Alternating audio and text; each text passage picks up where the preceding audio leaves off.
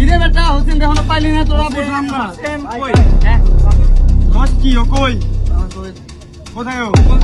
সামনে এই চল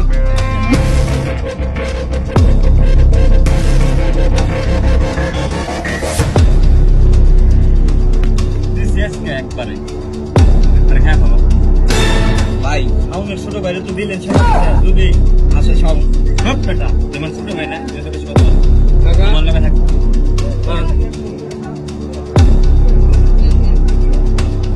এই হোসেন এই আমার ভাইকে গাতে দিছিস এই আর